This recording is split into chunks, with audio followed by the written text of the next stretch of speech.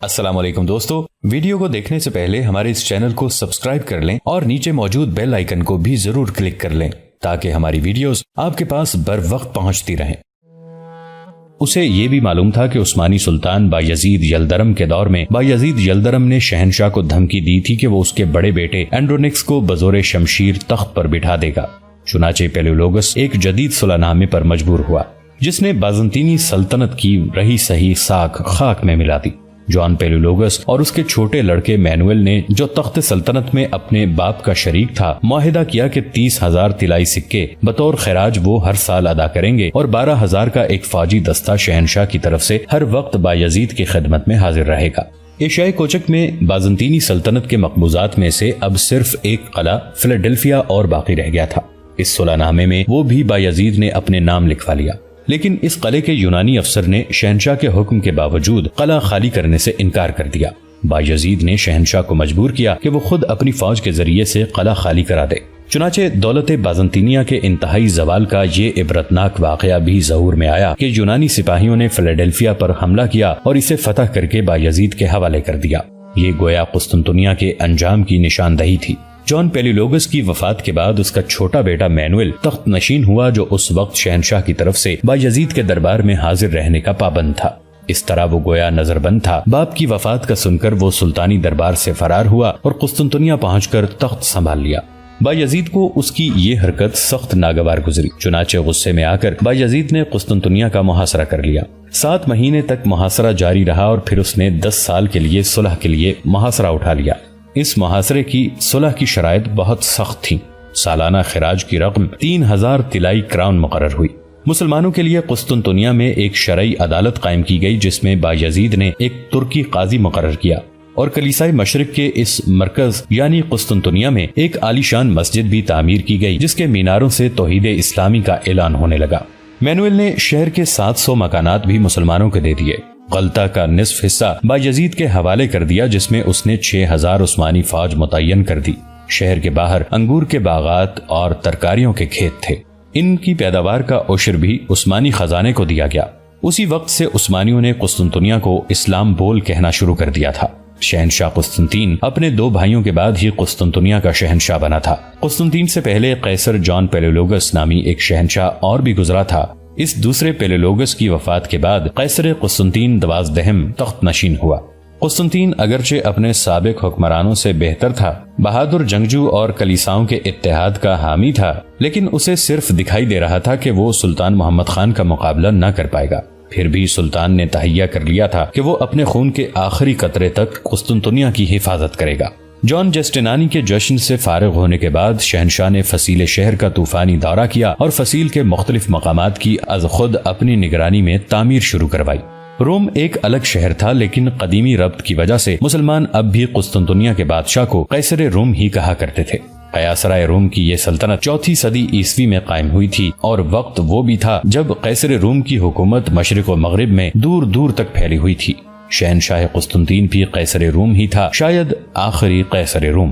قیصر نے کلیساؤں کی صلح تو کروا دی تھی، لیکن فی الحقیقت اس کی یہ کوشش کامیاب نہ ہو سکی تھی۔ رومی اور یونانی کلیسا کے مابین اس قدر اختلافات تھے کہ ان کا اتحاد اب ممکن نہیں رہا تھا۔ مجلس کے روز دونوں کلیساؤں کے پادری آپس میں بری طرح لڑ پڑے تھے۔ سپہ سالار نوٹاراس نے تو یہاں تک کہہ دیا تھا کہ وہ کارڈینل کی ٹوپی کے مقابلے میں یہاں ترکوں کے امامے دیکھنا زیادہ پسند کرتا ہے۔ مجلس کے روز خود یونانی کلیسا کے مذہبی پیشوا 2 جماعتوں میں بٹ گئے تھے۔ ایک جماعت شہنشاہ کی طرفدار تھی، جو چاہتے تھے کہ کلیسائے روما کے ساتھ اتحاد ہو جائے اور پوپ انہیں مدد فراہم کرے۔ دوسری وہ جماعت تھی جو ان سنگین حالات میں کلیسائے روما سے اتحاد کرنے پر کسی طرح راضی نہیں تھی۔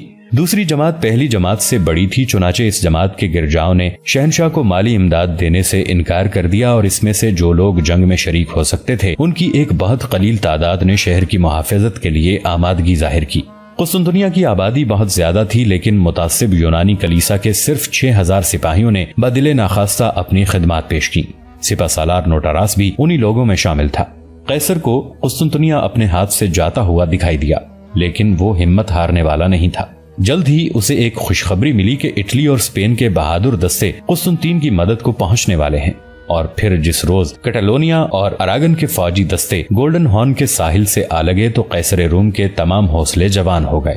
اس کے بدن میں پارا بھر گیا اور وہ سلطان محمد خان کو سبق سکھانے کے منصوبے بنانے لگا۔ مشرقی اور مغربی یورپ کے عیسائی عوام مذہبی جوش و خروش کے ساتھ قسطنطنیہ میں اکٹھے ہو گئے، لیکن عیسائی حکومتیں خصوصاً فرانس، جرمنی، ہنگری اور پولینڈ نے اس موقع پر قیصر کی کوئی مدد نہ کی اور ایسی بے حسی اور بے پرواہی کا مظاہرہ کیا کہ پوری مسیحی تاریخ حیرت زدہ رہ گئی۔ دراصل گزشتہ 2-4 صدیوں میں مسلمانوں نے بڑے بڑے صلیبی اتحادوں کو دندان شکن شکست دے کر کچھ ایسا خوفزدہ کر دیا تھا کہ اب یورپی حکمران مسلمانوں کے خلاف کسی بھی اتحاد میں شامل ہونے سے پہلے 1000 بار سوچتے تھے۔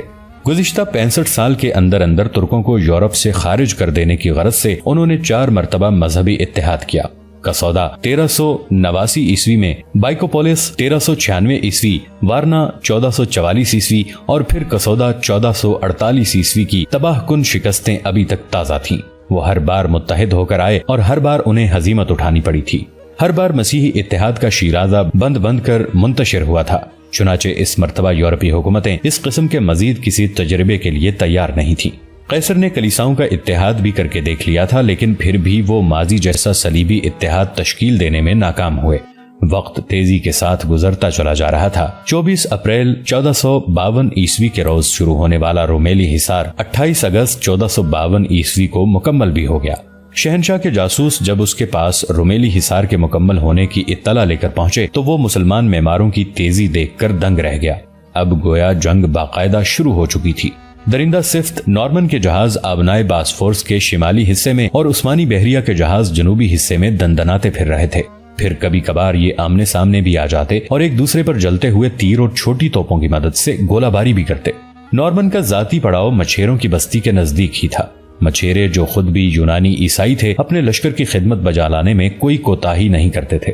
باقو کا تو سارا دن ہی اس بحری چھاؤنی میں گزرتا تھا۔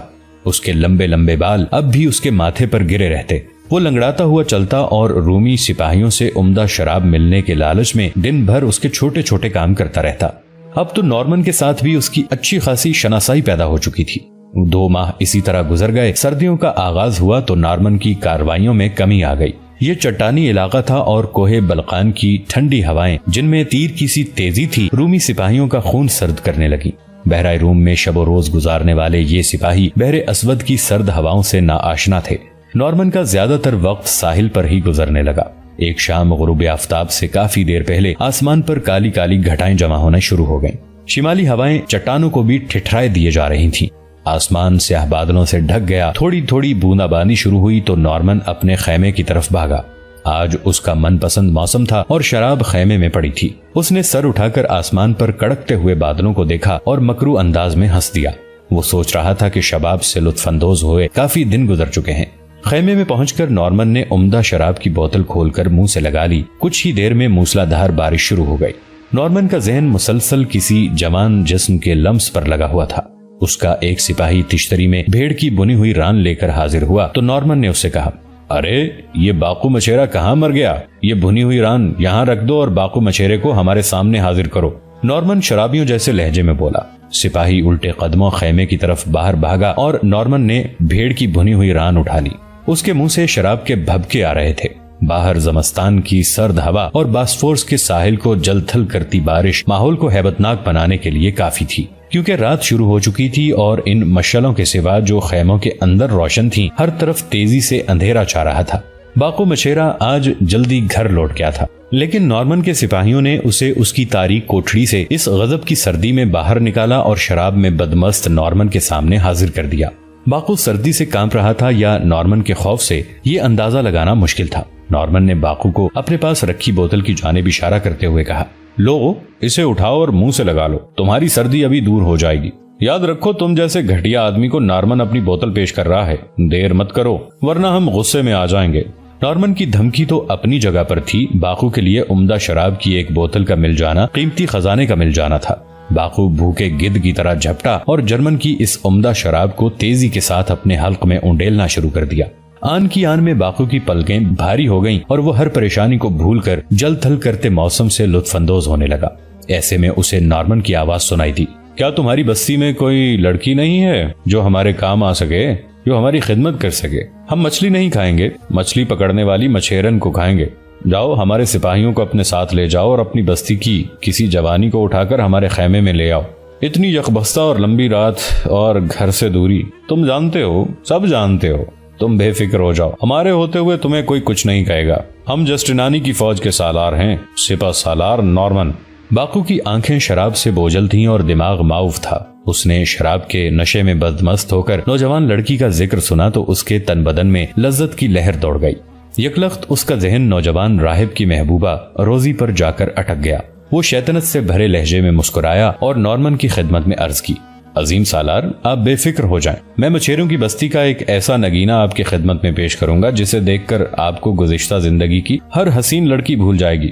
محترم سالار، وہ ہماری بستی کی سب سے حسین لڑکی ہے جس کی بھرپور جوانی شاید آپ کے لیے ہی اب تک محفوظ رہی۔ آپ میرے ہمراہ چند سپاہی بھیج دیجئے، میں ابھی اسے حاضر کرتا ہوں۔ آسمان پر بجلیاں کڑک رہی تھیں اور زمستان کی یخ بستہ ہوائیں پتے پتے کا کلیجہ لرزا رہی تھیں۔ جس وقت جنیبی سپاہیوں کا شیطانی دستہ باقو کے ہمراہ روزی کے مقدر پر بجلی گرانے کے لیے روانہ ہو رہا تھا، بارش پہلے سے بھی زیادہ تیز ہو چکی تھی اور چھوٹے چھوٹے ندی نالے پرشور آواز کے ساتھ بہنے لگے تھے۔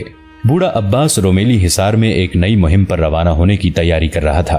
اس کے جانبازوں نے اسے اطلاع دی تھی کہ آج عیسائی بحریہ کے سپاہی ابنائے باسفورس سے جانے والے تھے اور برفیلی ہواؤں کی شدت نے انہیں ساحل پر خیمہ زن ہونے کے لیے مجبور کر دیا تھا۔ ان کے جہاز سمندر میں موجود تو تھے لیکن لنگر انداز تھے۔ نارمن کے کئی جہازوں میں سے 7 اس وقت ترک بحریہ کی زد میں تھے۔ 2 جہاز کھلی جگہ موجود تھے جبکہ باقی ساحل کے نزدیک لنگر انداز تھے۔ نارمن کے سپاہی آگ جلائے گپ شپ میں مصروف تھے۔ عباس کے لیے یہ موقع شاندار تھا اور وہ اس سے بھرپور فائدہ اٹھانا چاہتا تھا۔ عباس نے ارادہ کیا کہ وہ رات کے پہلے پہر مسیحی جہازوں پر حملہ آور ہو کر انہیں نظر آتش کر دے گا۔ نارمن کے 7 سے زیادہ بحری جہاز براہ راست عباس کے حملے کی زد میں آ سکتے تھے۔ اس قدر ٹھٹرتی ہوئی رات میں نارمن اور اس کے ساتھی سوچ بھی نہیں سکتے تھے کہ شمع توحید کے پروانے یخبستہ ہواؤں کی پرواہ کیے بغیر یوں ان کے جہازوں پر حملہ آور ہو جائیں گے۔ ٹھیک اس وقت جب نارمن کے شیطانی ارادوں کی تکمیل کے لیے چند سپاہیوں کا دستہ ایک شیطانی مقصد کی خاطر بستی کی جانب روانہ ہوا تھا، بوڑھے عباس کا جہاز اور چند بادبانی کشتیاں مسیحی بیڑے کی جانب بڑھ رہی تھیں۔ بوڑھے عباس اور اس کے جانباز سپاہیوں نے بڑھاپے کی وجہ سے بہت منع کیا کہ وہ اس سردی میں باہر نہ نکلے، لیکن وہ بوڑھا کہاں تھا، وہ تو نوجوان تھا کیونکہ اس کا جذبہ ابھی جوان تھا۔ عباس کا ارادہ تھا کہ وہ مسیحی جہازوں کو گرفتار کرنے کی کوشش کرے گا تاکہ مسلمانوں کی بحری قوت میں اضافہ ہو سکے، لیکن لڑائی کی صورت میں اس نے سوچ رکھا تھا کہ وہ جہازوں کو آگ لگا دے گا۔ عباس مسیحی جہازوں کو بے خبری میں جا لینا چاہتا تھا اور 1 گھنٹے کے بعد آبنائے باسفورس کے نیلے پانیوں میں عباس کے جنگجو جہاز سرکتے نظر آ رہے تھے۔ مسیحی ملا اور سپاہی جہاز کے تہخانوں میں بیٹھے شراب پی رہے تھے۔ جو ہی عباس کو کونتی ہوئی بجلی کی روشنی میں مسیحی جہازوں کے ہیلے دکھائی دیے، اس نے اپنے ساتھیوں کو رکنے کا اشارہ کیا اور حکم دیا کہ جہازوں کے ساتھ بندی کشتیاں کھول دی جائیں، اور ہر کشتی میں 7 شمشیر بکف سپاہی سوار ہو کر مسیحی جہازوں کی طرف بڑھیں۔ اس نے حکم دیا کہ انتہائی بے آواز اور خفیہ طریقے سے دشمن کے جہازوں پر قبضہ کرنے کی کوشش کی جائے۔ اگلے لمحے 20 سے زیادہ عثمانی کشتیاں باسفورس کے سینے پر رینگتی ہوئی دشمن کی جانب بڑھ رہی تھیں۔ طوفان باد و باراں پورے زوروں کے ساتھ جاری تھا۔ آسمان پر بادل گرج اور بجلیاں چمک رہی تھیں اور تیز ہوا کے جھونکے سمندر کی لہروں کو اٹھا اٹھا کر پٹک رہے تھے، لیکن عثمانی کشتیوں کے سوار کھلے آسمان تلے سرد ہوا کے تھپیڑے کھاتے ہوئے نارمن کے جہازوں کو گھیرنے جا رہے تھے۔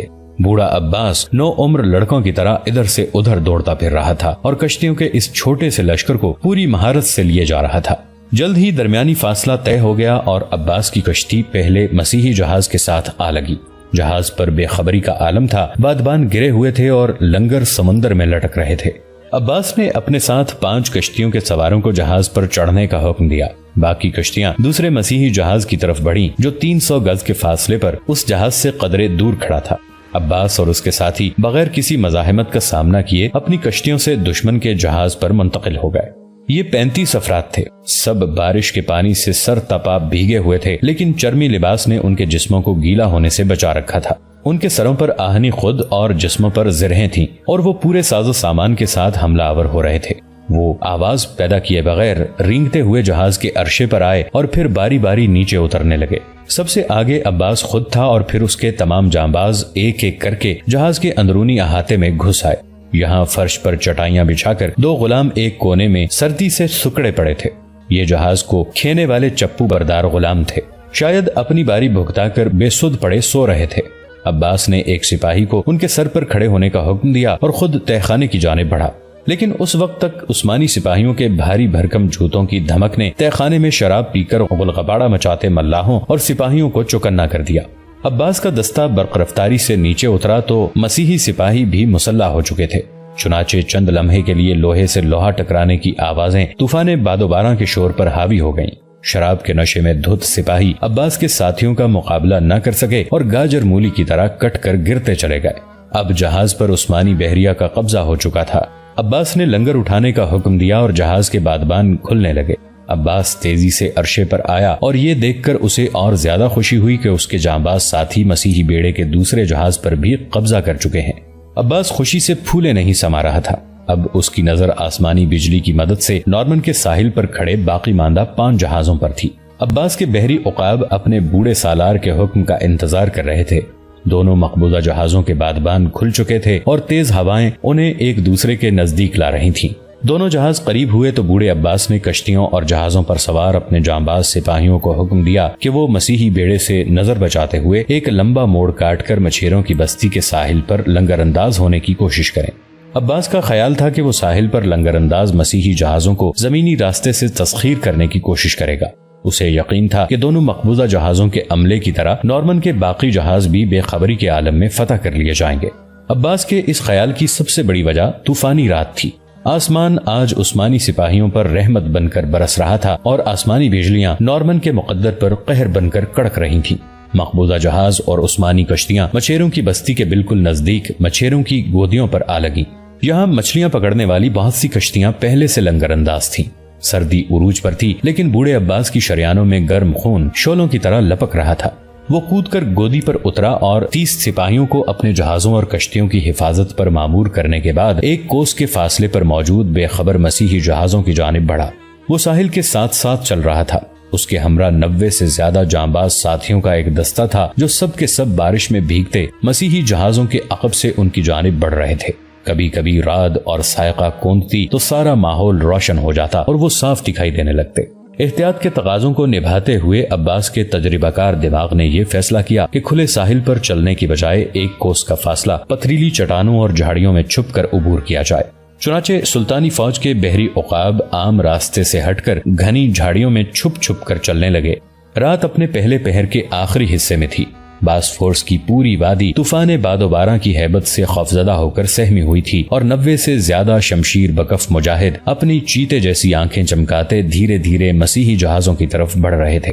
نارمن کے بحری دستے میں صرف 7 جہاز نہیں تھے، اس کے باقی جہاز بحر مارمورا اور گولڈن ہارن کے نزدیک لنگر انداز تھے۔ مچھیروں کی بستی سے ایک کوس کے فاصلے پر نارمن کے خصوصی جہازوں کا پڑاؤ تھا۔ نارمن خود ساحلی چٹانوں میں عالیشان خیمے نصب کیے اپنے 200 سے زیادہ سپاہیوں کے ہمراہ مقیم تھا۔